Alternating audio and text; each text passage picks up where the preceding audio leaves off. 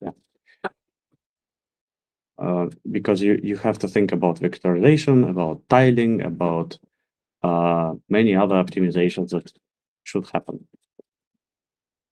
And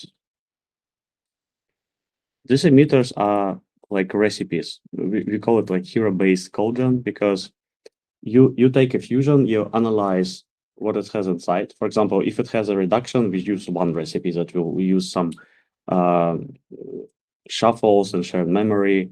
Or if it's a transpose, we will go to shared memory. If it's something like a scatter, then we have to generate atomics, and so on. So we have 7 heroes, 7 types of emitters. And if none of them worked, then we fall back to loop emitter. Loop emitter is the simplest of them all. It just takes an element of an output and computes all the data that's necessary to produce this one element. So it just makes sure that your output writes are coalesced, because it will linearize the output, and it will make sure that you have grid-strided loops that writes in a coalesced fashion to the output. That's the loop emitter. And it doesn't care if you have like a series of transposes or a convolution or a matmul that will mess up everything that you have. By the way, just stop me at any point in this tutorial because it's meant to be interactive, and you can just... Is this the current version or the newer? New version also has 7 recipes, and we want to get away from that. But right now we just migrated the old kind of one shot to VM conversion to the new one, and I will show you how it's done right now. Now it's much nicer, less code, and we can produce nice vectorized code. So earlier they had like a thunk-based emitter, so that is no longer there now. Do you know? It still produces thunks. Yes, okay. It will produce a thunk, but in a sane way, I would say. Okay. Yeah. So that's what we had before. So like from HLO to MLIR, we didn't have explicit vectorization built in. So we just hoped that the LVM will vectorize it for us. And also it suffered from a big problem like exponential code bloat. In some cases, if you have in your fusion a diamond-like pattern, for example, you have 2 slices with different parameters of the same input, and then you concatenate the slices, or you have a sum of the slices, something like that, then the old emitters would create they would emit code for every possible pass to the operand, and that leads to exponential code bloat. We fixed it in the new emitters. That's the plot that Robert showed. Now I hope it's more visible. So these are improvements for transpose, reduction, and concatenate recipes, or like emitters, with respect to different types. Like before we didn't support S4 type, now we support it, and you can see like for concatenate emitter, it gives you more than 4x boost. And so new emitters are relatively easy to improve or add some new features or some optimization passes, like no exponential code bloat, and also simplified indexing computations. I know, like, how familiar are you with what the MLIR has upstream, like, for example, affine maps? Mm-hmm.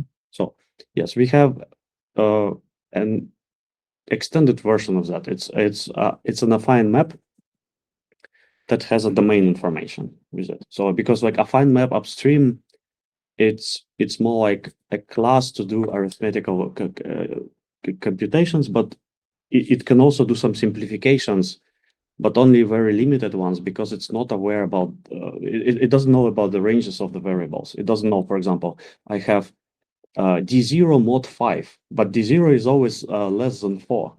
We can just remove this mod 5, like stuff like that. So we have indexing maps. Like, if we have time, we have a whiteboard here. I can explain how it works, because new code generation relies heavily on the indexing maps and what they can do. So is this like, are you using affine maps from MLIR and extending it, or is it yes, like a different and extending it? It's in open XLA repo. You can use it. It's indexing maps are defined for most of HLO ops, at least for all HLO ops that we have in that we cover in XLA GPU emitters.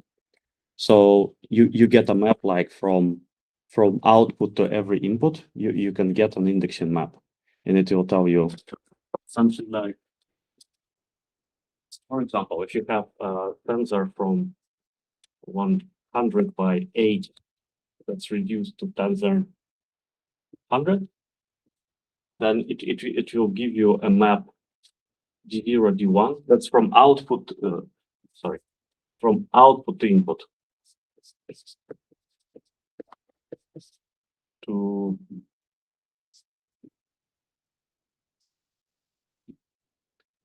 So D0 goes from 0 to 100. S0 is it's called range variable. It goes from 0 to 8, and it's a slice that you need to compute one element of output. So like for every fixed D0, you need to read 8 elements and reduce them. So, and we have so it's closed intervals.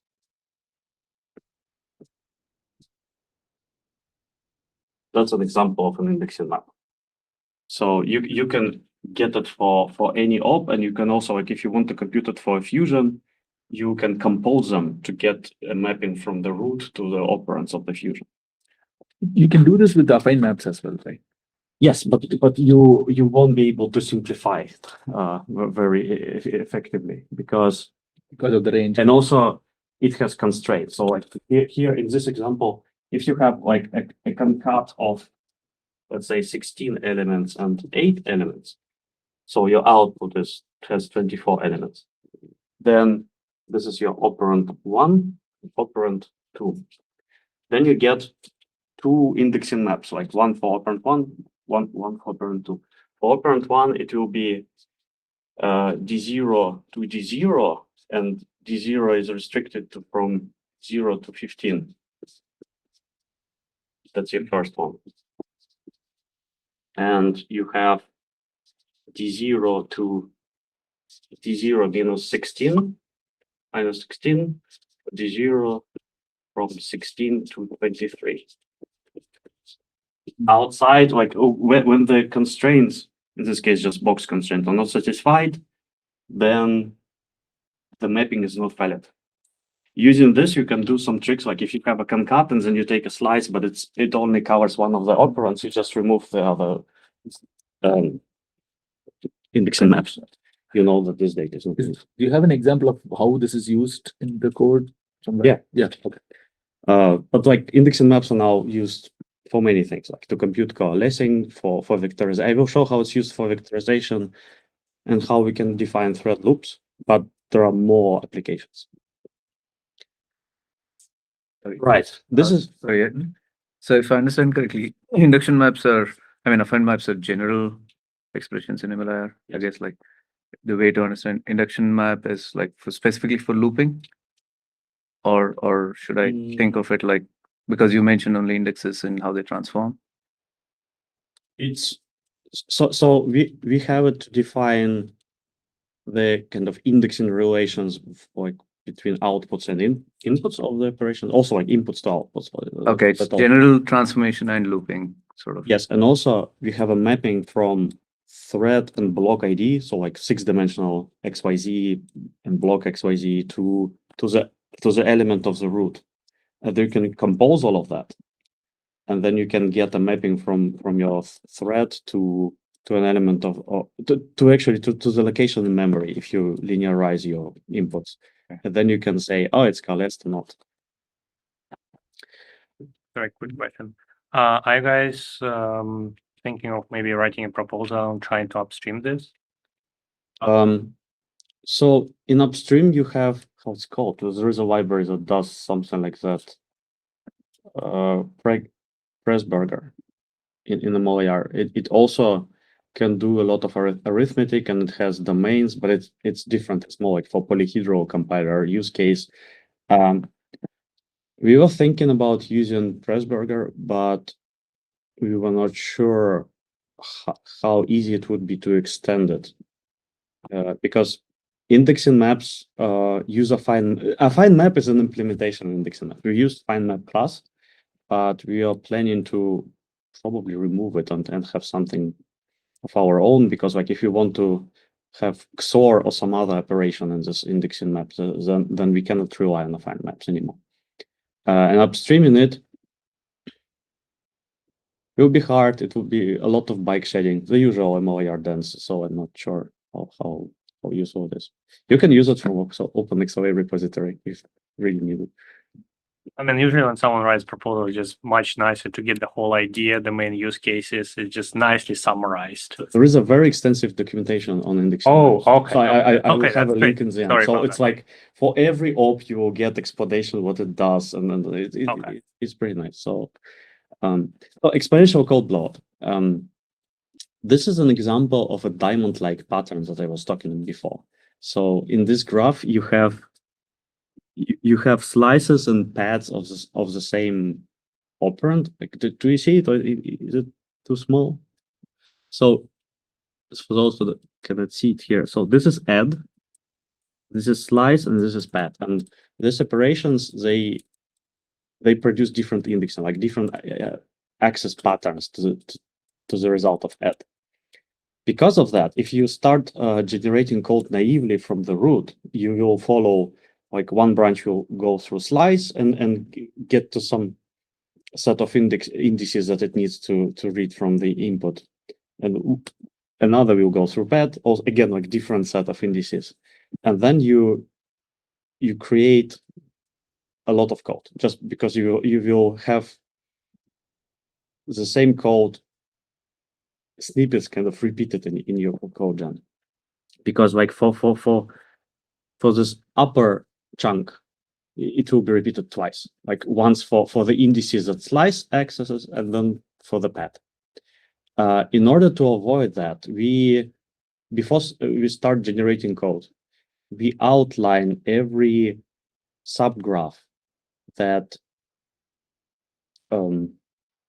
that needs just one single element. So for example, here, if you outline this add subgraph, you can say that, like, you can parameterize it. It will be a function that gets ij, just indices, and it will always compute one thing. And then you have a series of nested calls, and you can rely on a very aggressive inlining to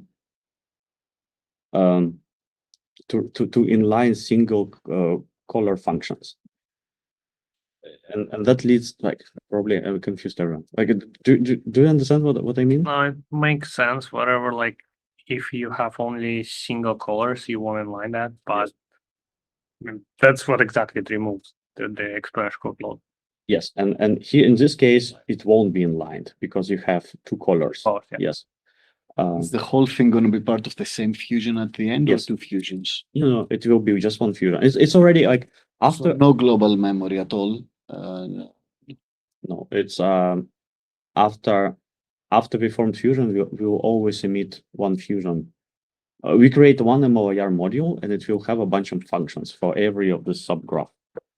And then after inliner finished, you'll get probably fewer functions. But in the worst case, in the best case, we just have no functions, just one main function that computes everything. In this case, we'll have two. Right. How does it decide where the subgraph boundaries are? Indexing maps. It will look at indexing maps Okay, makes sense. and compose them and understand. Like, here I probably need some. And between two Right. subgraphs, it's just one single SSA symbol. It's just a call, right? It will be like in this lower subgraph. It will just have two calls to the upper thing. Uh-huh. Question on inlining. Do you still inline it all the way down in LLVM? So even if you have two calls, do you eventually inline it in LLVM or PT? Or that depends on how LLVM decides what to inline, but probably not. So we have our own custom call op. We don't use a func.call from MLIR. We have our XLA GPU pure call function call op, because that way we can control how to inline. But what happens in LLVM? In LLVM later, if you, I think it doesn't inline such cases, because like if it, so the reason why exponential code bloat is bad is because when you get to LLVM, it takes forever to compile, because LLVM compilation time depends heavily on the size of the function. And if you have small and nice functions, the compilation will take not as much time. Also exponential code, like as a result of that, we had to restrict our fusion logic, because if we fuse too many things, we might hit the exponential code bloat. So we had this logic that was blocking fusions, and it was hurting performance. So this new way, do you ever have to duplicate anymore, or do you only generate each op once in this new scheme? You need to each op only once. Only once, okay.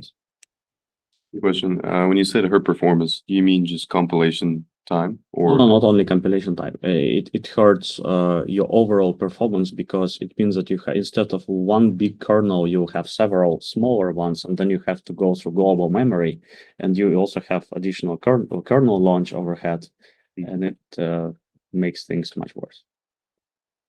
Because it's like XLA is a good example of a compiler that probably doesn't do perfect codegen.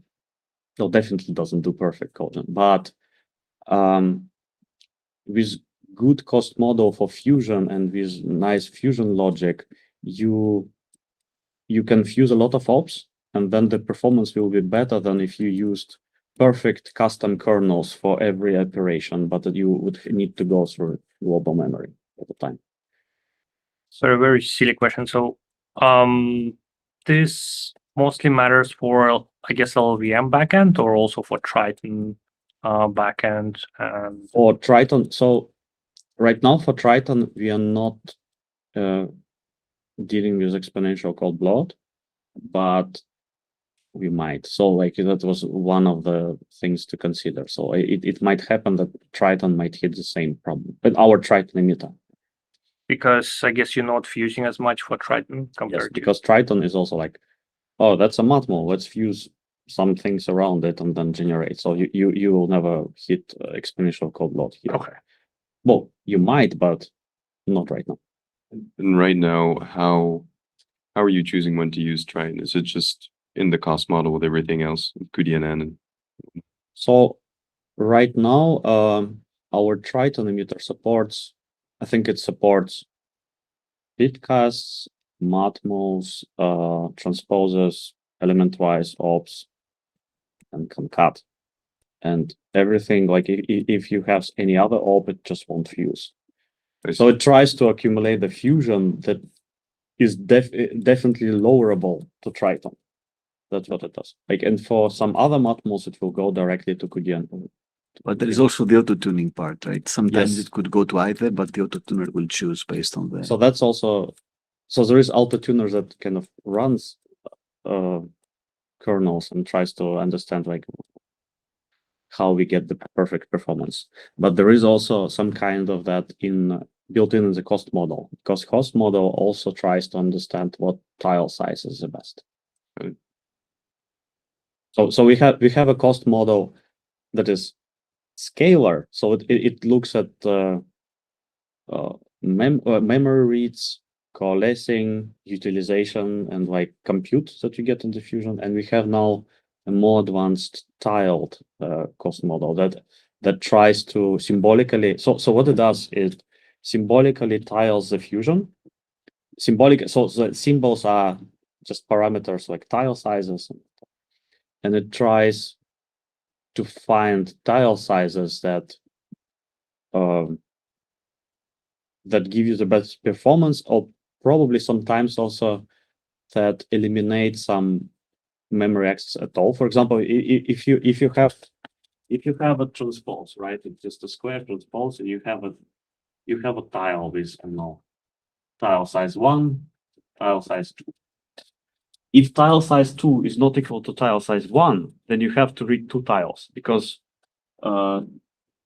you need to read tile size 1 by tile size 2 and tile size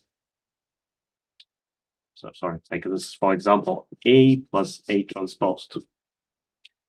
And tile size 2 by tile size 1. If you want to produce tile size 1 by tile size 2 for your root, for your result. So if I want to get this tile of the output, I need to read 2 tiles of the input. One is the direct one, was it's transposed. But if tile size 1 is equal to tile size 2, then you just read 1 tile always. So cost model also tries to do kind of CSE for tile. Is the tiling code gen relatively recent, or is it has it been around for a while? I think first experiments to actually launch it started this summer, Okay. but the framework was being developed in, I think, in the spring, like in March, so it started.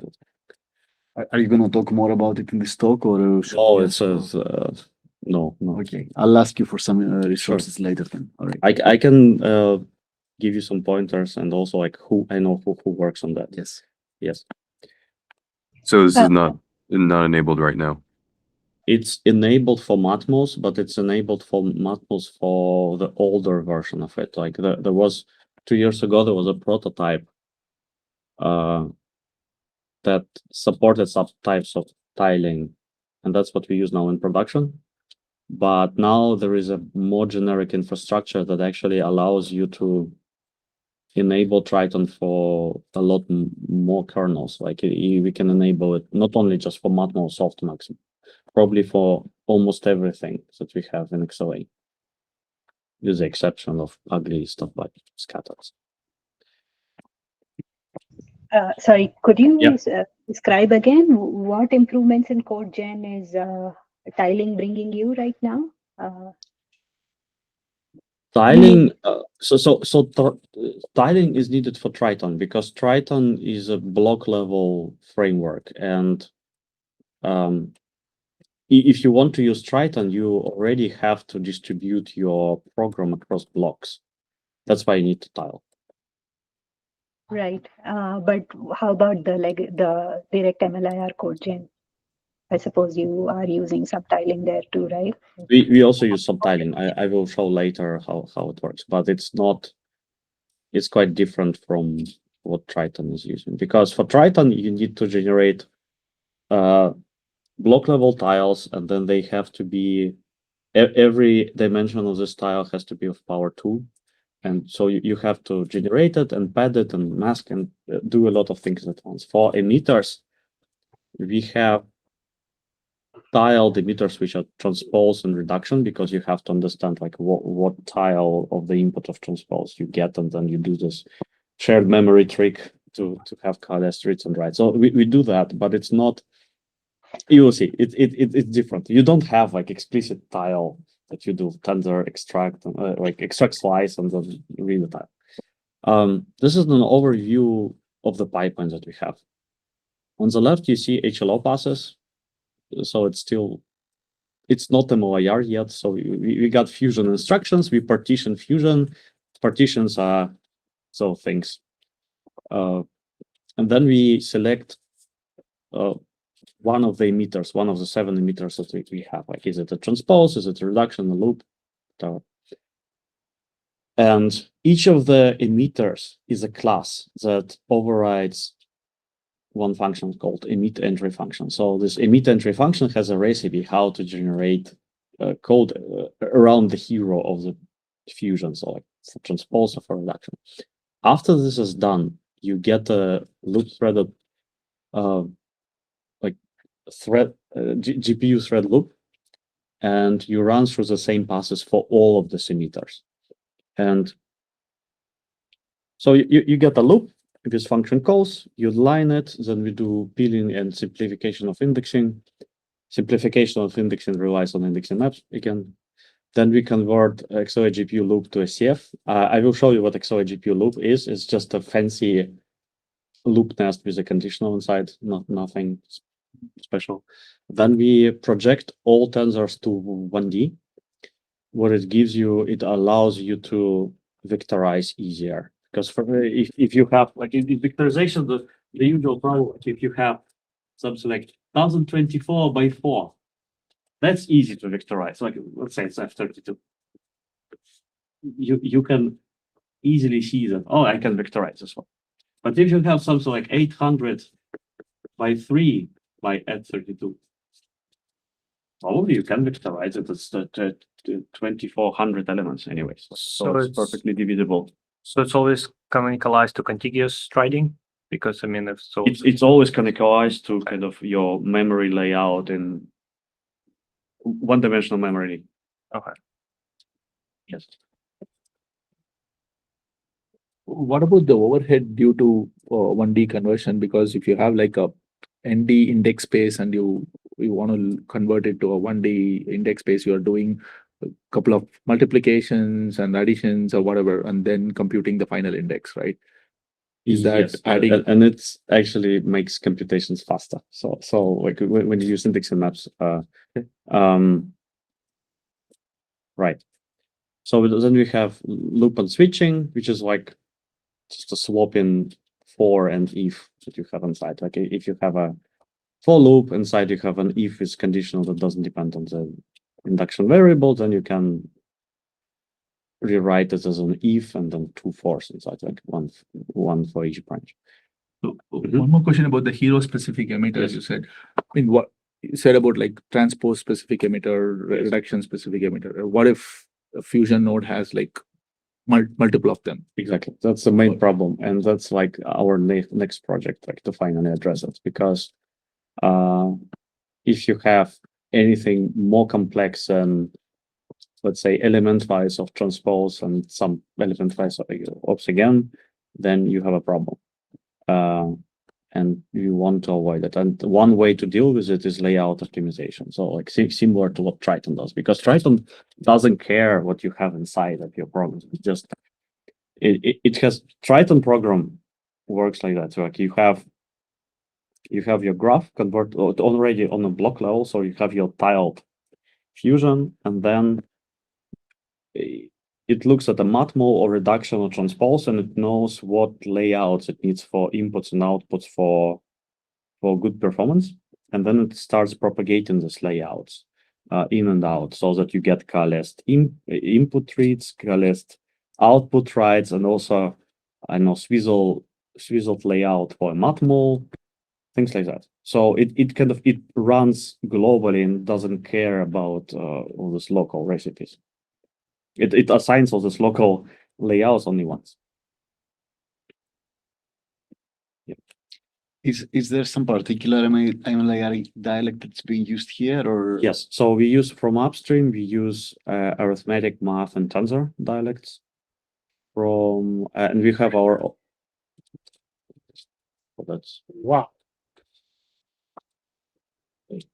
and we have our own XLA GPU ops dialect, which has some also custom ops, like for a loop, for apply and indexing. Apply indexing is like affine apply, but for indexing maps.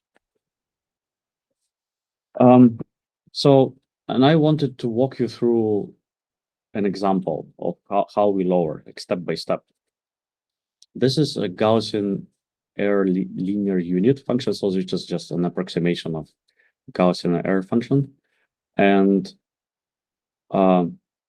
here you can see that it doesn't have any fancy ops. It's just a bunch of unary and binary element-wise ops, constants, and broadcasts. So this will be lowered using the loop emitter. And when we emit a MLIR, this is the first step that we get to. We create XLA GPU loop that depends on thread X and block X. So here we have explicitly, we have an SSA value for a thread and SSA value for a block. It has ranges that we use later for simplification. And this is how indexing map looks like.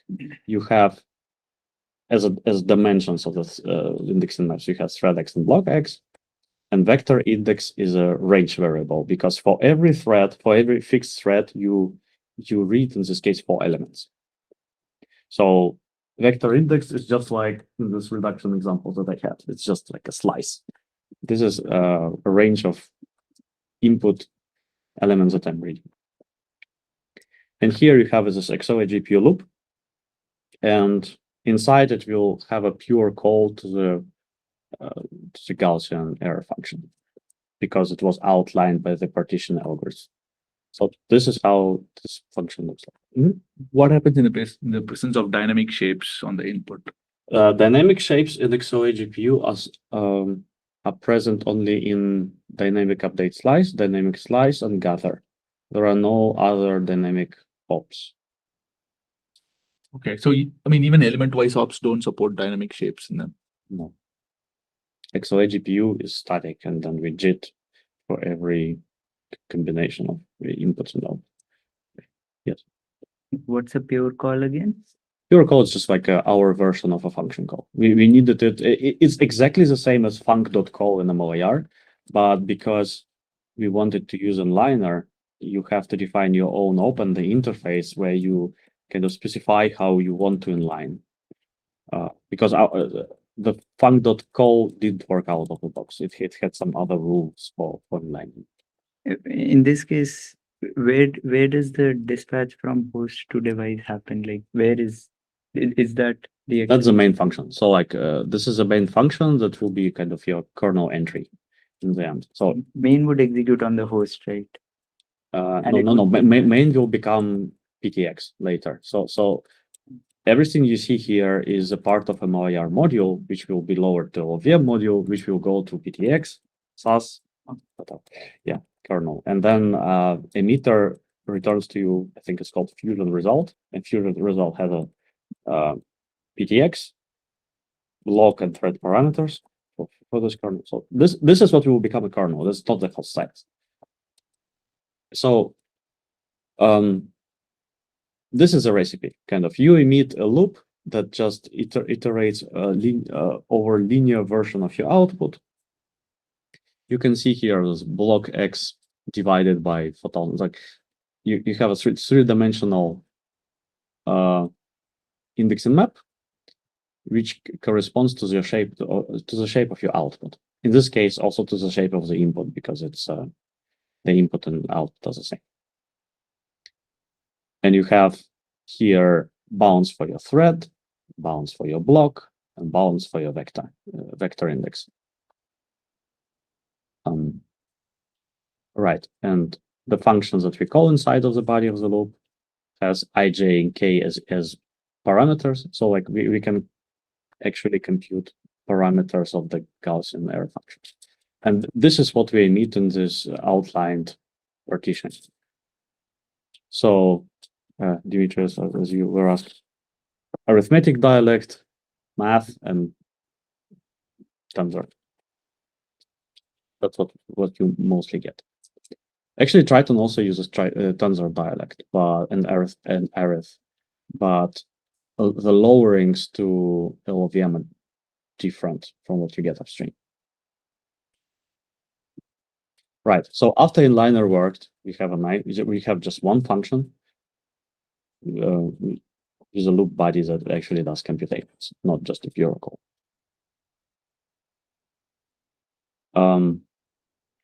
I have to explain what XLA GPU loop is. Yeah. Right. XLA GPU loop. Here, the thread IDX and block IDX are just parameters of your iteration. And vector index is actually an induction variable. So this is equivalent of a loop nest, one in this case, one-dimensional. But if you had more range variables here, it would be 2 or 3-dimensional loop, for example. So when we convert it to a CF, you get vector index as you get vector index as an induction variable, and inside you have a conditional because you have to check whether you're in bounds for your input and output or not. In this case, after all the simplifications that we are doing, it will be this SCF if will disappear completely.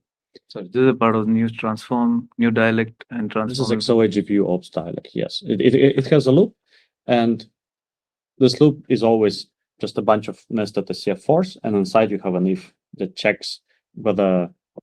What materializes to XLA GPU loop? What is the previous form of this? Like, HLO, like directly from HLO, we go to XLA GPU loop. okay. Yes. Do you have like an example? Or maybe we can do this offline if you have HLO OPT on your. Yes, you can do it later. But so that's the fusion, the original fusion, and right, and it will look at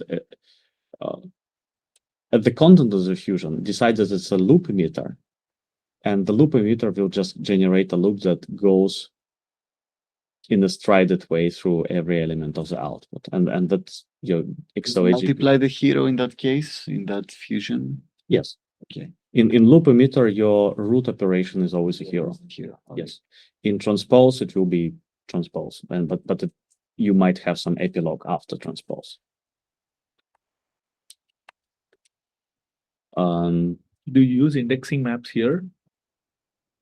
In this case, I mean, okay. so you have just apply indexing.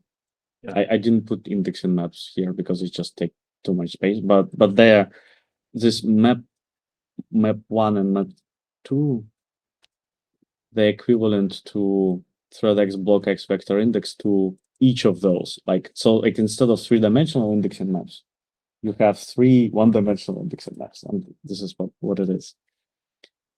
So apply index, and it still takes 3 parameters. Then we converted everything to 1D, and after we converted everything to 1D, we have an indexing map, which is much nicer now. So you were saying is like what happens is like the indexing becomes more complicated. Here, after all simplifications, it became very nice. But that's true. Like if you don't have this machinery around function composition and simplification and naively compose, then it becomes super hard because your mods and diffs, they will be everywhere. Yeah, we've seen that affect performance significantly. Yes, especially on GPU, right? With all these mods. Yeah. So after we projected it to 1D, we have a nice indexing map, and the next step will be vectorization. But already here you can see that for tensor extract of an element that depends on the indexing map. So see the loop goes from 0 to 4. Vector indexes from 0 to 4, and it's just an additional summand here. So everything is linear, everything nice. You can vectorize this tensor extract.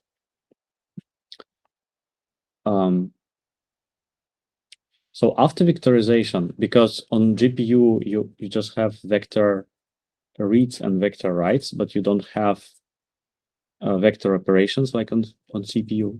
That's why we create vector transfer read here, and then we still have a loop. And every iterational loop now, instead of having tensor extract, we do vector extract, perform all the operations, then insert the result into a vector, and then yield it. And then we have vector transfer write. This is all nice, but we have to unroll it to get better performance. After we unroll it, we also have a cost model, like a small and quite naive cost model, but that decides if you want to unroll it or not. We get vector transfer read. So we read 4 elements, and then for each of them, we perform some computations. Here I omitted the computational part, so just the vector extracts and inserts. And after we convert it to LVM, we have, here you can see this LVM call of hyperbolic tangents, but we will have 4 of those because of unrolling. So we generate pretty tight code for this kernel. Questions about loop emitter, because after that I will go into transpose, scatter, and reduction. Okay. Transpose. Here you can see a transpose, a fused transpose, which has a prologue and epilogue. So it's like absolute value of a transpose of an exponential. After we generate MLIR, we get 2 GPU thread loops. One, like the first one, reads input and puts it into shared memory. Here you can see allocate shared 32 by 33 elements because of this avoiding bank conflicts trick.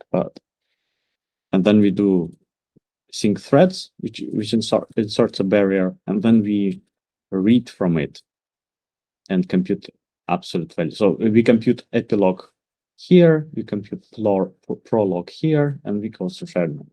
We have two types of transposers supported right now. First one is this one, when the innermost dimension is transposed, and then we have another one where innermost dimension is not transposed. Recently, we hit a problem that there is another type of transposers which is quite ugly and hard to support. When you have something like 3 by 32K by 7, and those are transposed. And this is, for example, int 4. This is a lot of fun. This is like as ugly as it can get, GPUs. And so right now we are implementing a packed transpose, which will pack many of the slices in the shared memory and try to avoid bank conflicts and then write it back. And also it needs to pad at the same time. So this is quite an ugly algorithm, but I hope we can make it. Just curious. Sorry. Sorry, can you speak a little bit about the different kinds of operators that can be fused with transpose and adding So reduction? with transpose, you can fuse. Probably element-wise, right? So for epilogue, for what goes between root and the transpose, you can fuse any operations that still keeps everything bitcast compatible, which is like a unary. It could be a unary op or actually binary op as well. So it's element-wise, some bitcasts, and that's pretty much it. So that's for epilogue. But for prologue, it can be a lot more things, but not a reduction, because if you have a reduction, this reduction becomes hero. In this case, I was wondering for this transpose, can you do it in like 2 steps? Would it be easier, like 3 and 32K? Then you have 2 kernels. And then it's also. I mean, overall, depends on how efficient you can do without in a single. Yes, but even if you do it in 2 steps, you have to, for example, you transpose those and then. No, transpose 3 32K, and then you have like 3 and 17, 3 and 7 inside. So it's. You still want to benefit from your shared memory size, because you don't want to put just 3 rows in your 32 by 32 mem or whatever. It can be different size, but like there are several problems here. You have to, if you want to vectorize this, you have to pad it. And if you want to vectorize also your writes, you have to make sure that maybe if you want to discuss it, we can discuss it later, but sure, it's also a very interesting topic. Right, so this is a reduction example. I unfortunately I have here reduction without anything fused into that, because the IR that we produce is quite big, so it won't fit any slide. So, but the idea is the same. So here we have a 2-dimensional reduction. It's a row reduction, so we reduce the innermost dimension, and this is what we produce.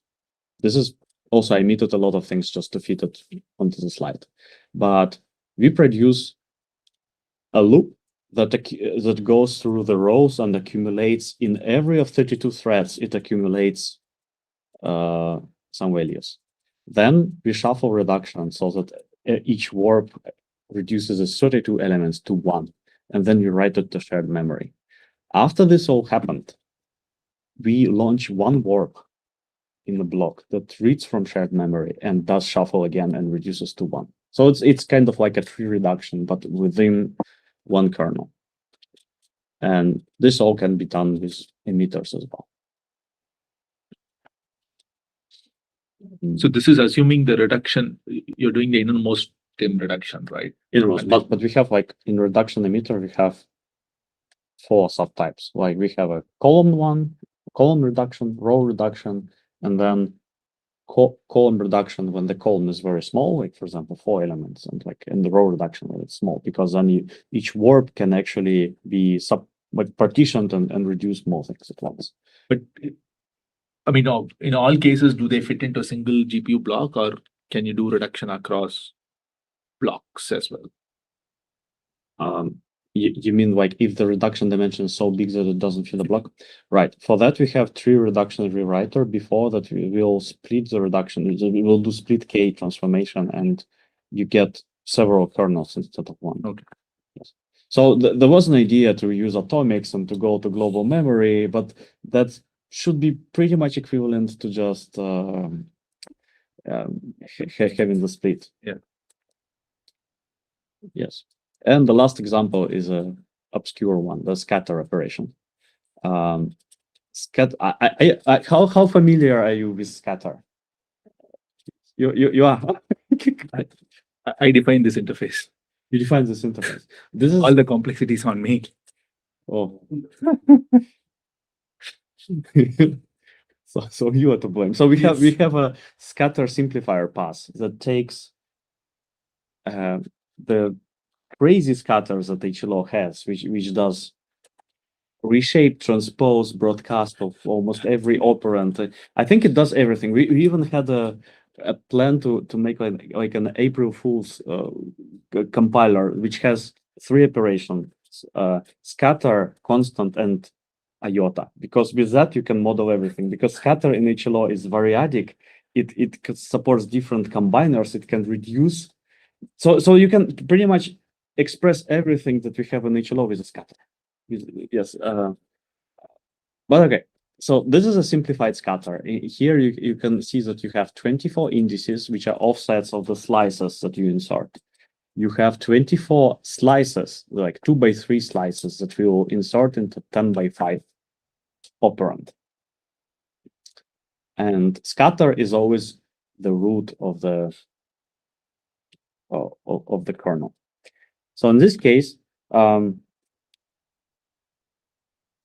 we extract elements from the indexing array, then we check whether it's in bounds, because if you extracted an offset of a slice and slice doesn't fit perfectly your operand, then the slice will be skipped, which is also a nice semantics thing like from scatter. And it's different from gather, although they should be, for gather it will clamp it. So they're not even compatible.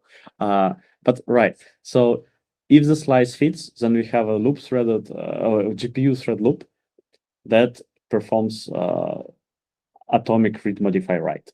And this atomic read modify write will be lowered to either AMD or NVIDIA atomics, like direct atomic operations. So it will be like atomic store or atomic add or whatever. Or if it's some operation that the platform doesn't have a special instruction for, then we lower it to atomic compare and swap loop.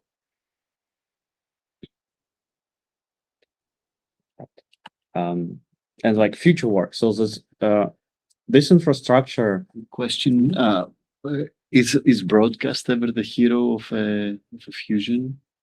Yes, it will go to a loop emitter in this case. Loop emitter. Yes. But sometimes it participates in fusion where it's not the hero as well. Yeah. Okay. Yes, it's fusible. Like broadcast is always beneficial to fuse, right? If you have something that you broadcast, you don't want to materialize the bigger output. You can hide the broadcast behind the indexing map in most cases. Yes, like broadcast always has to be fused. So this infra can be adopted for XLA CPU. XLA CPU also has emitters, but it has different set of emitters. It has like a loop emitter, dynamic update slice emitter, and a dot emitter. So like dynamic update slice loop emitter can be replaced with a new infra. And also, I think right now the slowest open CPU is a scatter. So like scatter emitter will also. And the hero-less emitters is what you were talking about. Like it's like if we have some crazy combination of ops, then the recipe-based approach doesn't work. So that's why we will have we want to try to implement layout optimization similar to try to follow it, and then we can benefit just from one emitter that covers all of the stops.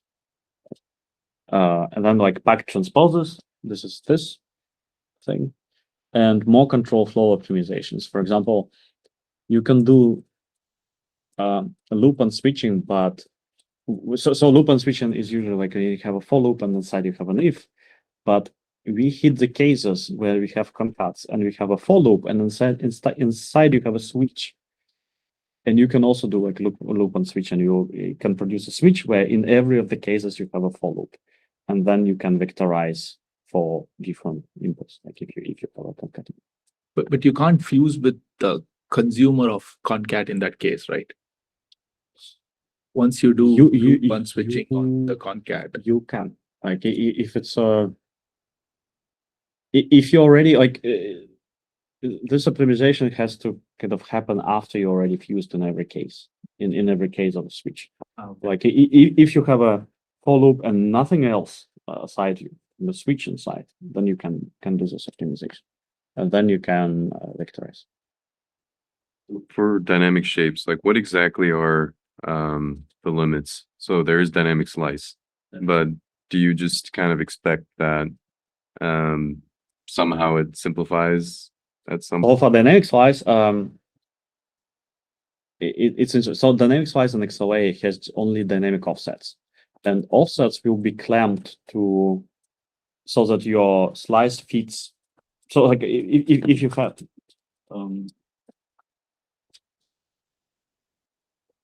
let's say you have, I don't know, 100 elements, and you are taking slice, which is like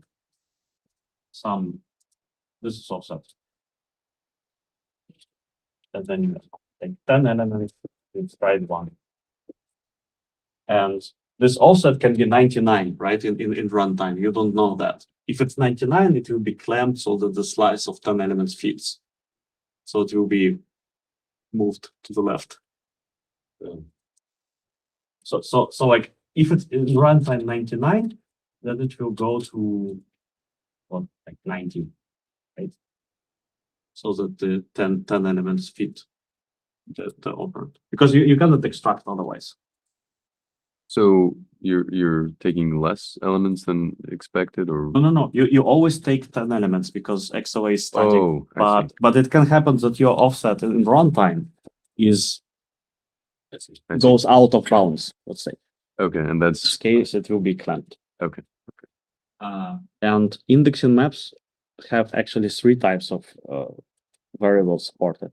Like first is dimension variables, but for this example, you have, so your output has 10 elements, your input has 100 elements, and your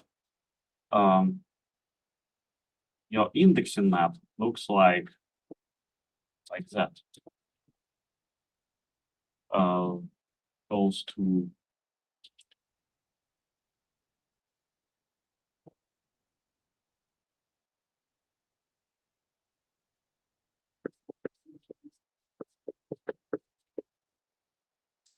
in this case, and where D0 is from 0 to 9, and offset is from 0 to 90. So this is like this we call dimension variable because it corresponds to the dimension of your output. This we call runtime variable because it's some SSA value actually, and the only thing that we can do, we can estimate this like feasible values that you can get approximately the range of this variable, which is useful for simplifier. So in that case, we can also compute the indexing map and also benefit from some transformations. Thank you. Same for dynamic update slice. Dynamic update slice also has dynamic offset. And for gather, your dynamic offsets are extracted from some other tensor. And actually, when we compute, when XLA has dynamic slice and static slice. but it has dynamic update slice and no static version of dynamic update slice. That's why usually this offset is actually a constant. So we have, when we compute the indexing map for such op, we also fold on the fly this constant. So you might actually get a static map in the end. So I provide some commands instead of ways you have Bazel, I guess, if you're outside of Google. So you can run this command and it will give you, for this input, I will share this presentation with you. And this is the input for the first example. And if you run this command, you will get the dump after every MLIR pass. So it will enable printing for MLIR pass pipeline. And you can take a look at what actually happens, because there are a lot more passes, a lot more optimizations. It's interesting you're not using OpenXLA repo. Huh? It's interesting you're not using OpenXLA repo. Like yes, this is because we do this copy back and forth. I will fix it to the right command for OpenXLA. because it's actually easier for external folks to just use the OpenXLA. Yeah. I actually I provide all the links to OpenXLA repo here, the code links, Okay. but I didn't update this one. I will do that. So those are the links to where the code is located if you're interested in contributing, for example, and all the passes, transformations, and the most interesting one, I think, the XLA GPU ops, where all the custom ops are defined, and correctness tests, because I can show you, I think. So GPU ops is a dialect, right? MLIR dialect. Yes. I can show you.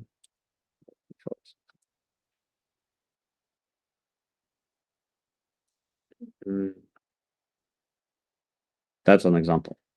So this is how our tests are organized. This is also you can see it in OpenXLA repo, but I'm showing here in our internal thing. So you have a fusion. This fusion will be lowered with a loop emitter. And at the same time, we have here two commands. One is to compare the output IR that we produce. And second one does test correctness. Test correctness will run this fusion end to end with a random input, and it will compare it against the interpreter. So when this kind of both elite test and integration test at the same time. And we have it for loops, for reduce column. So all the recipes I was talking about for concatenate and so on. You guys do CPU versus GPU correctness? Everything We have an interpreter for HLO, and we do GPU versus this interpreter, CPU versus this interpreter, GPU. It's always we compare to the same golden standard.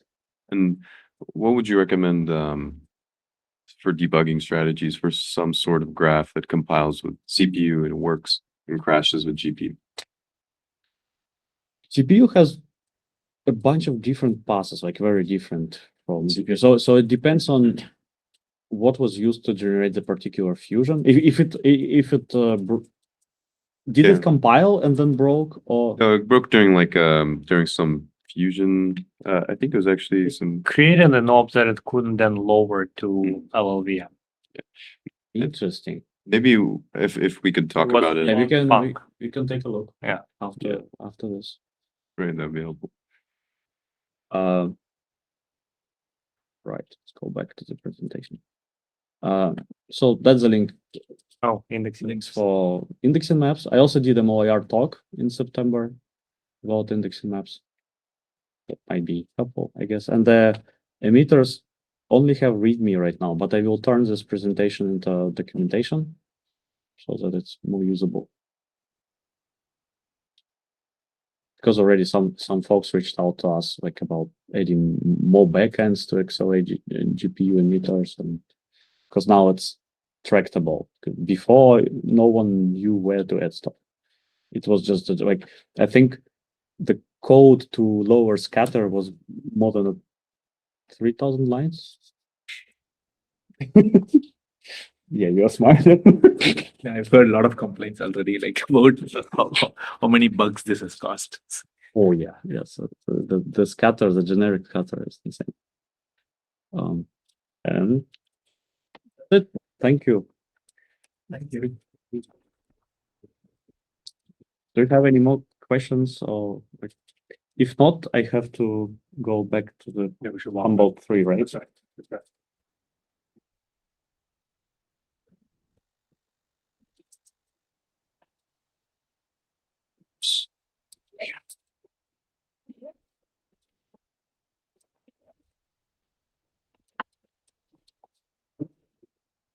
Still have no idea how you figure out this. I should stop. Oh, I forgot to stop record. Really for 5 days. Find delighted to chat about tiling a little. Manoj. Thank you. Sophie Manoj. Hi, Manoj. Oh, He's from AWS team and then Tesla and now startup. yeah. So he's part of our control teams. Oh, for G. Right. Robert Yes. is the head of the whole for that. Well, yes. Yeah. So Nice to meet you. Yeah. Yes. Yes. Let me just